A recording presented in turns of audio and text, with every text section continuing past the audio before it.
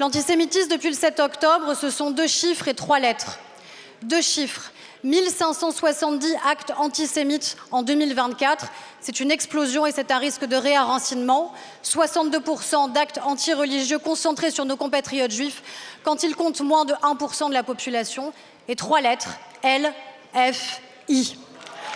Samedi dernier, le rabbin d'Orléans a été agressé en pleine rue, sous les yeux de son enfant, du seul fait qu'il était juif. Et je lui réitère tout mon soutien ainsi qu'à sa famille. Cet acte odieux intervient alors que les actes antisémites explosent, ainsi que les violences à caractère raciste ou antireligieux. La lutte contre l'antisémitisme est un sujet trop sérieux pour faire l'objet d'instrumentalisation politique. Et la désignation d'un bouc émissaire et les discours haineux n'y changeront rien.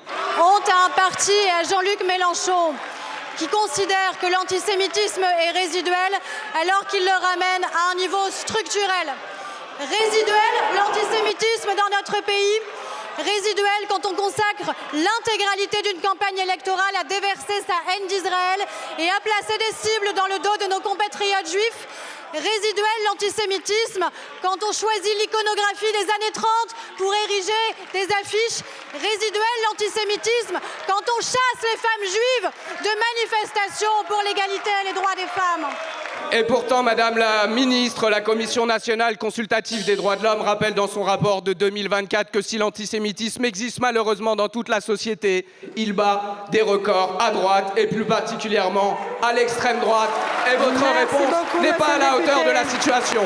Quand on est républicain et quand on est universaliste, on combat dans le même mouvement l'antisémitisme et le racisme. On n'oppose pas le racisme à l'antisémitisme et on regarde des deux côtés d'où qu'ils viennent.